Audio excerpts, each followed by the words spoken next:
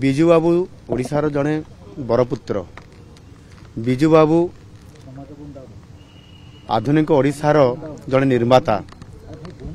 ବିଜୁ ବାବୁ ଓଡ଼ିଶାକୁ ପୁନର୍ଗଠନ କରିଥିଲେ। ବିଜୁ ବାବୁ ଓଡ଼ିଶାର ଶିଳ୍ପ ନୀତିକୁ ପ୍ରଥମେ ଆଣି ଓଡ଼ିଶାରେ ଶିଳ୍ପକୁ ବହୁତ ଅଗ୍ରାଧିକାର ଦେଇକରି ବହୁତ ଆଗକୁ ନେଇଥିଲେ।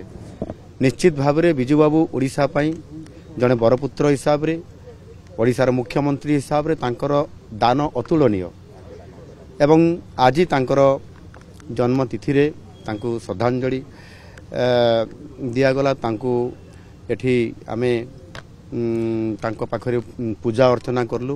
ନିଶ୍ଚିତ ଭାବରେ ତାଙ୍କର ଯେଉଁ ଶିଳ୍ପ ନୀତି ଥିଲା ଓଡ଼ିଶାକୁ ଆଗକୁ ନେବା ପାଇଁ ତାଙ୍କର ଯେଉଁ ସ୍ୱପ୍ନ ଥିଲା ନିଶ୍ଚିତ ଭାବରେ ଆଜି ନୂଆ ସରକାର ଆସିଲା ପରେ ତାଙ୍କର ସେ ଆଧୁନିକ ଓଡ଼ିଶା ଗଠନ କରିବାରେ ଯେଉଁ ପଦକ୍ଷେପ ନେଇଥିଲେ ଯେଉଁ ପଦକ୍ଷେପ ଗୁଡ଼ିକ ଆଜି ଦିନରେ ବି ନିଆଯାଇପାରି ନାହିଁ ନିଶ୍ଚିତ ଭାବରେ ତାଙ୍କର ଓଡ଼ିଶାକୁ ଆଗକୁ ନେବା ପାଇଁ ଆମ ସରକାର କେବେ ବି ଦ୍ୱିଧାବୋଧ କରିବେ ନାହିଁ ଏବଂ ତାକୁ ଯଥୋଚିତ ସମ୍ମାନ ଦେବା ସହିତ ତାଙ୍କର କାର୍ଯ୍ୟକ୍ରମ କେମିତି ଭଲ ଭାବରେ ପାଳନ କରାଯିବା ପାଇଁ ପଡ଼ିବ ସେଥିପାଇଁ ଆମ ସରକାର ସମ୍ପୂର୍ଣ୍ଣ ଭାବରେ ସଚେତନ ହୋଇକରି ଆଜି ତାଙ୍କର ଜନ୍ମଦିନକୁ ଆଜି ସମ୍ପୂର୍ଣ୍ଣ ଭାବରେ ସରକାର ପାଳନ କରୁଛନ୍ତି।